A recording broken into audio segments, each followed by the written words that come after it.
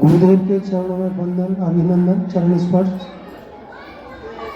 और अभी पहले महाराज जी पूछ रहे थे कि आप बोलोगे, मैंने मना कर दिया था कि मैं नहीं क्योंकि मैं अभी मेरे को जन्म लिए हुए 3 महीने भी नहीं हुए ये क्योंकि संन्यास लेने के बाद नया जन्म होता है और नया जन्म होने के लिए मेरा 3 महीने ही पूरा नहीं हुआ तो मेरी इतनी हिम्मत नहीं थी मैं गुरुदेव के सामने बोल सकता। प्रयागराज में मौका मिला था, वहाँ पर बोलने के लिए मैं बोल नहीं पाया था तो छोड़ दिया। तो आज दूसरी बारी है कि गुरुदेव के सामने मैं थोड़ा सा बोल पा रहा हूँ। महाराज जी ने ही मुझे एक सिखाया था कि जब कोई बंदा सर्विस से घर पे आ रहा था तो उसकी बीवी ने बोला कि मैं मायके जाना चाह रही हूँ। तो उसने आगे बोला, सब आके सोचते हैं कि पहले चाय पानी कुछ पूछेगी, तो उसने बोला चाय पानी पहले बाद में, पहले मुझे घर पहुँचा। तो उसने पूछा ऐसा क्या बात होगी भगवान, कुछ तो बताओ। तो उन्होंने बोला कि मेरा भाई संन्यास लेने वाला है और मुझे घर जाना। तो उसने बोला कैसे पता चला, कहते उसका फ़ोन आया था कि उसको संन्यास लेना है। तो बोला कि अगर उसका फ़ोन आया संन्यास लेना तो संन्यास नहीं लेने वाला है, तो आराम से यहीं बैठ, मेरे को चाय पानी पिलाओ। कह लो उनका फ़ोन आया है, उनको संन्यास लेना है और तुम कह रहे हो मुझे चाय पानी पिलाओ, मुझे घर छोड़ दो। तो उसने बोला कि चाय पानी पिलाओ, उसके बाद भेज देंगे। चाय पानी लेके आए, उसने शायद आगे ज़्यादा पता नहीं है, पर कुल मिला के ये था कि जो बंदा फ़ोन पे बोल रहा है कि मुझे संन्यास लेना है, आप मिलने आ जाओ, तो वो संन्यास नहीं लेगा। उसके हस्बैंड ने उसको बताया, कहता मैं शर्त लगाता हूँ वो संन्यास नहीं लेना है। तो खैर ऐसा ही मेरा मतलब ना महाराज जी से मेरी कोई जान पहचान, ना मैं कभी संन्यास के बारे में जानता था, ना कभी आश्रम के बारे में मैंने सुना था। गुरुदेव के जो आश्रम है, गुरुदेव का नाम नहीं सुना था कभी। बस ऐसे ही प्रयागराज गया था, जैसे जाते हैं सब लोग गंगा स्नान करने के लिए। अब वहाँ जाके क्योंकि घर से मैं 1.5 साल से बाहर नहीं रहा था, तो घर पर पता था कि इनको मतलब इनके अंदर कुछ भी होगा इसलिए बाहर रह रहे हैं, तीर्थ यात्रा कर रहे हैं, इधर जा रहे हैं उधर जा रहे हैं, कुछ भी।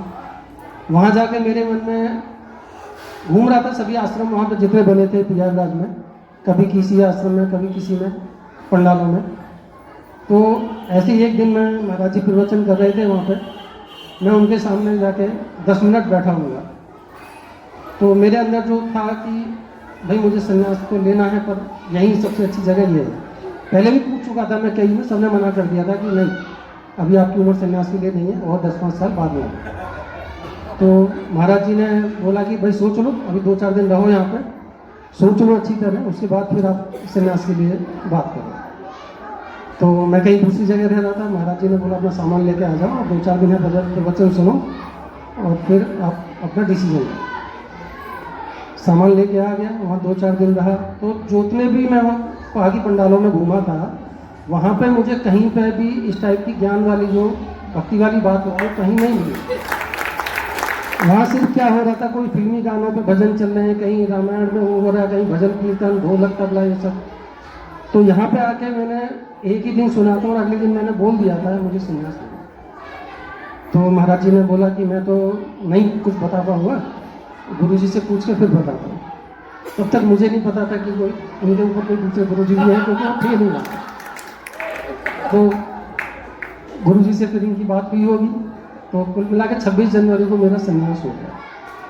ना मेरे घर पे किसी को पता था कि मैंने संन्यास ले रहा हूँ, ना मैं उस हिसाब से अपना प्रिपेयर करके गया था, ना मेरे पास ऐसे कोई कपड़े थे नहीं। अब गुरु जी ने पता नहीं कैसे अचानक से इनको बोल दिया कि ठीक है संन्यास ले लो। जब वहाँ आप जैसे और भी सारे भक्त लोग बैठे थे, उन सब लोगों ने बोला कि आप पहले से जानते हो गुरु जी को? तो मैं तो नहीं जानता। अब महाराज जी को जानते होंगे, कभी नहीं जाना, किसी आश्रम में रहे होंगे, फिर मैं कहीं नहीं रहा हूँ, तो फिर आपको कैसे संन्यास के लिए बोल दिया? अब मैंने कहा ये तो शायद हो सकता है कि गुरु कृपा हो या भगवान की ईश्वर की कृपा हो या कुछ भी हो, या मेरा कोई पुण्य कुछ ऐसा होगा जिसकी वजह से मुझे ऐसा कुछ हो गया है। तो तब से लेके मैं रात दिन बस यही चाहता हूँ कि गुरु की कृपा मेरे ऊपर बनी रहे, महाराज जी की कृपा मेरे ऊपर बनी रहे, और मेरे माता पिता जो भी हैं मेरे गुरु जी हैं, और इनकी सब जब तक है, अब ये तो कन्फर्म है कि मरना है जीना है जो भी कुछ है वो गुरु जी की सेवा में होगा। और इसी उद्देश्य से अब मैं गुरु जी जैसे आज्ञा करते हैं, महाराज जी जैसे आज्ञा करते हैं, मैं उनके हिसाब से चलता हूँ। बहुत ही भावात्मक रूप से आपने व्यक्त किया।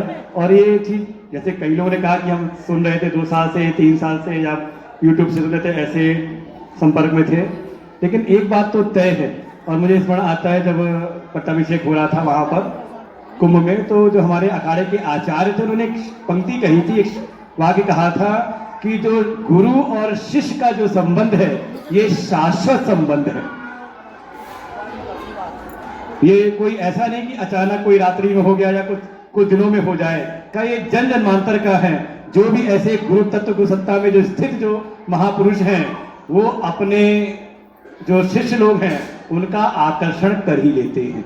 बस हमें है कि जब भी हमें कोई संकेत मिले हम बस अपने मन को किनारे करके अपने अहंकार, अभिमान, अपने आग्रह, हमारे ब्रजेश जी ने कहा कई सारे ग्रह गिना दिए, सबको किनारे करके कोई अगर न कोई मगर सीधे आकर के गुरुचरणों में हम नमत हो जाएं। इसी भाव में ही हमारे बीच जो इस आश्रम का जो कुशल प्रबंधक कार्य करते हैं कुछ गुरुदेव भगवान के परम कृपा पात्र परम श्रद्धेय परमादरणीय स्वामी श्री अभिनंदन जी महाराज जी, आपसे भी कृपा निवेदन है गुरुचरणों में अपनी वाक पुष्पांजलि संक्षेप में अर्पित करें।